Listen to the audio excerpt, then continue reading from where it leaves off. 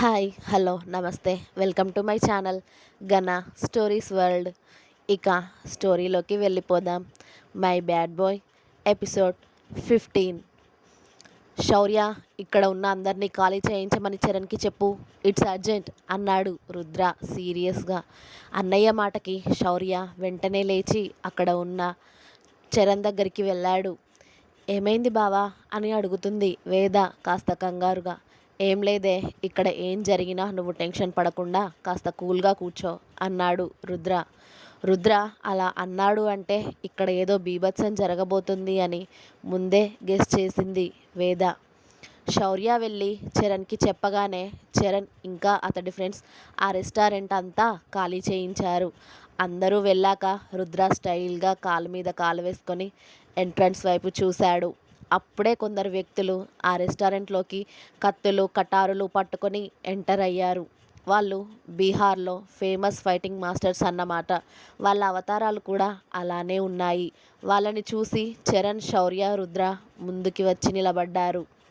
వాళ్ళ ఎయిమ్ రుద్ర, చరణ్, శౌర్య ఎవ్వరూ కాదు, వేద. ఆ విషయం ఒక్క రుద్రకి మాత్రమే తెలుసు. వాళ్ళు ఓ 15 మంది వరకు ఉన్నారు. వాళ్ళంతా కూడా రుద్ర వాళ్ళ దగ్గరికి వచ్చి వాళ్ళని రౌండప్ చేశారు. కానీ రుద్రబాబు ఏ కంగారు లేకుండా కూర్చుని కూల్గా వాళ్ళని చూస్తూ ఉన్నాడు. చరణ్, శౌర్య మాత్రం ఆ 15 మందిని ఒక్కసారి చూసి వాళ్ళ పొజిషన్ చెక్ చేసి ఇద్దరు అన్నతమ్ములు ఒక్కొక్కరిపై విజృంభించడం మొదలుపెట్టారు. ఒక్కొక్కడు ఓ 4 దెబ్బలు తిని మళ్ళీ లేవడం లేదు. పైగా అక్కడ ఏ వస్తువు డ్యామేజ్ అవ్వకుండా చాలా ప్రొఫెషనల్గా కుమ్మేస్తున్నారు చరణ్ ఇంకా శౌర్య. అదంతా చిన్న సైడ్ స్మైల్తో చూస్తూ ఉన్నాడు రుద్రబాబు. వేదా పాప మాత్రం కళ్ళు పెద్దవి చేసుకొని ఆ ఫైటింగ్ని చూస్తూ ఉంది. ఇంకో ఇద్దరు మిగిలి ఉండగా ఒకడు ఒక పెద్ద కత్తిని వేదా వైపు గురి చూసి విసిరాడు. కానీ అది వేదా వైపు రాకముందే రుద్ర దాన్ని ఒడిసి పట్టుకొని ఆ విసిరిన వాడివి వైపే మళ్ళీ విసిరాడు. అది కరెక్ట్గా వాడి గొంతులో దిగింది. అది చూసి వేదా పాప షాకింగ్గా రుద్ర వైపు చూస్తే రుద్ర రొమాంటిక్గా కన్ను కొట్టాడు వేదుని చూస్తూ. ఓరి బాబు, ఇంత ఫైటింగ్లో కూడా నీకు రొమాన్స్ కావాల్సి వచ్చిందేంట్రా నాయనా, నువ్వు ఉండాల్సిన వాడివేరా అనుకుంది వేద. అక్కడ అందరూ క్లియర్ అవ్వడంతో చరణ్, శౌర్య రుద్ర వైపు చూశారు. ఆ వచ్చిన మంద అంతా కూడా కింద పడి ఉన్నారు మళ్ళీ లేవకుండా. కానీ వాళ్ళు ఇంకా బతికి ఉన్నారు అన్నదానికి గుర్తుగా వాళ్ళ ఊపిరి ఇంకా ఆడుతుంది.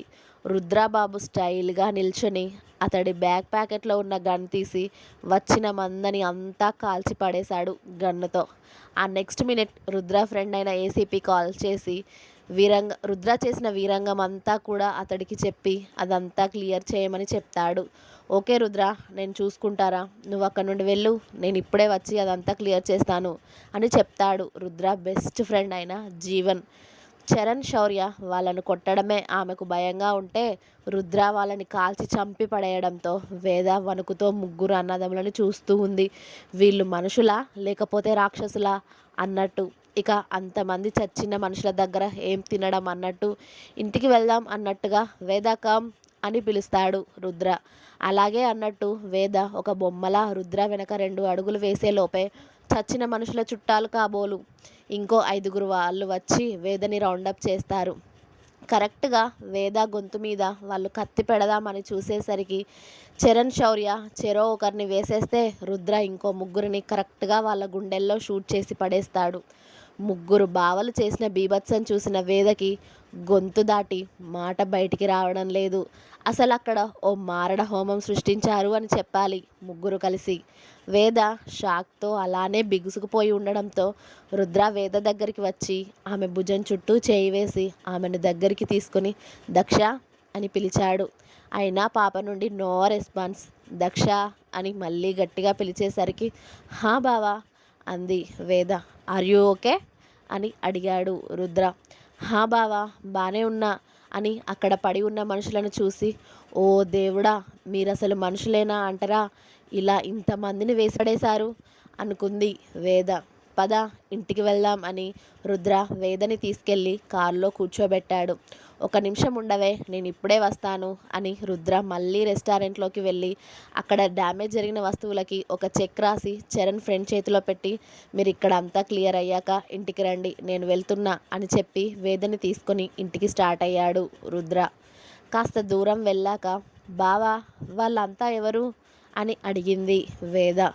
ఉండవే, మళ్ళీ వెళ్ళి కనుక్కొని వస్తాను వాళ్ళెవరో అన్నాడు రుద్ర వెటకారంగా.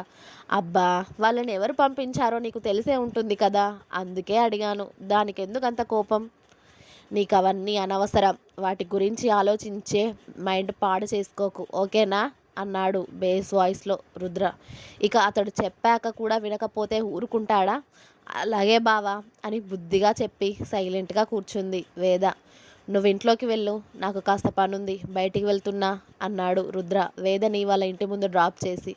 ఎక్కడికి బావా అని అడుగుదామని వేదకి నోటి వరకు వచ్చింది. కానీ అడిగినా ఇప్పుడు చెప్పే మూడ్లో అస్సలు లేడు అతడు అని ఆ పనిని విరమించుకొని, అలాగే బావా త్వరగా రా, నీకోసమే ఎదురు చూస్తుంటాను అని చెప్పి వేద ఇంట్లోకి వెళ్ళింది. ఓకే అని వేద ఇంట్లోకి వెళ్ళిన తర్వాత రుద్ర కార్ స్పీడ్గా డ్రైవ్ చేస్తూ వెళ్ళాడు. రుద్ర 20 నిమిషాల్లో ఒక పెద్ద ఇంట్లోకి వెళ్ళి, రేయ్ నితిన్ అని పిలిచాడు. కాదు కాదు అరిచాడు.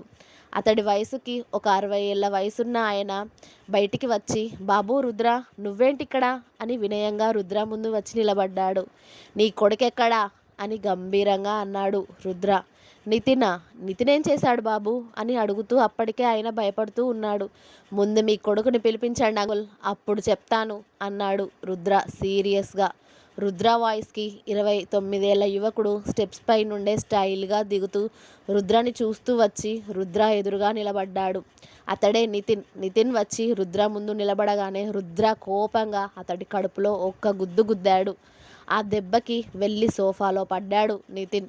బాబు రుద్ర ఆగు, వాడేం చేశాడు? రుద్ర అని అరుస్తూ ఉన్నాడు నితిన్ వాళ్ళ నాన్న. రుద్ర నితిన్ దగ్గరికి వెళ్ళి వాడి కళ్ళల్లో కళ్ళు పెట్టి చూస్తూ వాడి కాలర్ పట్టుకుని, నీకు దమ్ముంటే నాతో పెట్టుకోరా, ఆడంగి వేషాలు వేస్తూ అమ్మాయిలని అడ్డు పెట్టుకొని నన్ను చంపడం మగతనం అనుకుంటున్నావా? అయినా వేదా జోలికి రావడానికి నీకెంత ధైర్యం రా అంటూ నితిన్ దవడ మీద ఒక్క పంచ్ ఇచ్చాడు. అంతే, దెబ్బకి నితిన్ రక్తం కక్కాడు బయటికి. అన్ని దెబ్బలు తింటూ కూడా నితిన్ రుద్రనే కోపంగా చూస్తూ ఉన్నాడు. బాబు రుద్ర, వాడు అసలు ఏం చేశాడు? నాకు చెప్పు బాబు, వాడిని నేను అడుగుతాను అంటూ రుద్ర కాళ్ళ వేళ్ళ పడ్డారు నితిన్ తండ్రి. ఏం చేశాడా? నీ కొడుకు వాడికి నన్ను ఎదుర్కొనే దమ్ము ధైర్యం సత్తా లేక ఓ ఆడపిల్ల జోలికి వస్తున్నాడు, ఆడంగి వెధవ అని మళ్ళీ కడుపులో గట్టిగా గుద్దాడు వాడిని. ఆ అమ్మా అంటూ నితిన్ అతడి కడుపుని పట్టుకుని బాధగా మూలిగాడు. అసలు ఏం జరిగింది బాబు, వాడేం చేశాడు? నన్ను చంపడం చేతకాక నీ ఆడంగి కొడుకుకి నా కాబోయే భార్యని చంపడానికి మనుషులను పెట్టాడు. దానివైపు ఎవరైనా కన్నెత్తి చూస్తేనే ఊరుకోను నేను. అలాంటిది నీ కొడుకు ఇవాళ దాన్ని చంపడానికి మనుషులని పంపించాడు. ఇప్పుడు వీడిని ఏం చేయాలి అంటూ ఆ నితిన్ గాడిని సోఫాలో నుండి నేలపైకి విసిరేసి వాడి గొంతుపై కాలు పెట్టి తొక్కాడు రుద్ర చాలా కోపంగా. ఆ క్షణంలో రుద్ర కాలరుద్రుడిలా కనిపిస్తూ ఉన్నాడు. ఆ తండ్రి కొడుకులు ఇద్దరికీ మూడో కన్ను తెరిచిన శివుడిలా కోపంతో ఊగిపోతూ ఉన్నాడు రుద్ర. ఇంకో 2 నిమిషాలు వాడి గొంతుపై కాలు పెట్టి తొక్కితే నిజంగానే చనిపోయేలా ఉన్నాడు ఆ నితిన్ గాడు. కొడుకు ఎక్కడ పోతాడేమో అని నితిన్ తండ్రి రుద్ర కాళ్ళు పట్టుకొని, నీకు దండం పెడతాను రుద్రబాబు, నీ కాళ్ళు పట్టుకుంటాను, నాకు ఉన్నదల్లా వాడొక్కడే, వాడిని చంపేయకు బాబు, వాడు ఇంకోసారి నీ జోలికి రాకుండా నేను చూసుకుంటాను, వాడిని వదిలే బాబు అని రుద్ర కాళ్ళు పట్టుకొని వదిలేయలేదు ఆ నితిన్ తండ్రి. వాడిని ఆ నిమిషమే అక్కడే చంపేయాలి అన్నంత కసి కోపం రుద్రలో ఉన్నాయి.